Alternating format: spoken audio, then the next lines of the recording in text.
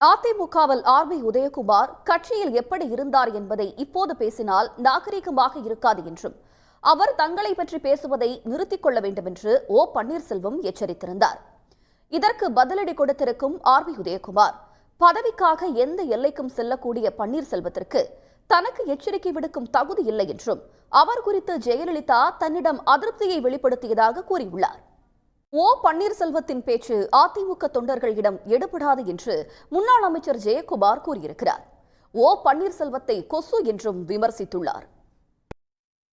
சீமான் மீதான பாலியல் வன்கொடுமை வழக்கை ரத்து செய்ய முடியாது என மறுத்திருக்கும் சென்னை உயர்நீதிமன்றம் சீமானின் முதல் மனைவி விஜயலட்சுமியா என்றும் கேள்வி எழுப்பியுள்ளது.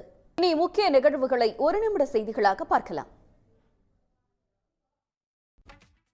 செய்திகளில் தொடர்வது சிறிய இடைவேளை. இனி முக்கிய நிகழ்வுகளை ஒரு நிமிட செய்திகளாக பார்க்கலாம். செய்திகளில் தொடர்வது சிறிய இடைவேளை. புதுச்சேரியில் 3 பேர் கொலை வழக்கில் திடீர் திருப்பமாக ரவுடியின் காதலியை போலீசார் கைது செய்தனர். நானும் ரவுடிதான் சினிமா பாணியில் ரவுடியை ஏவி விட்டு கொலை செய்ய வைத்த திடுக்கிடும் தகவல் வெளியாகியிருக்கிறது. 3 கொலை செய்த பிறகு தன்னை வந்து சந்திக்க வேண்டும் என்று உத்தரவிட்ட காதலியின் பகீர் பின்னணி என்ன? செய்திகளில் தொடர்வது சிறிய இடைவேளை.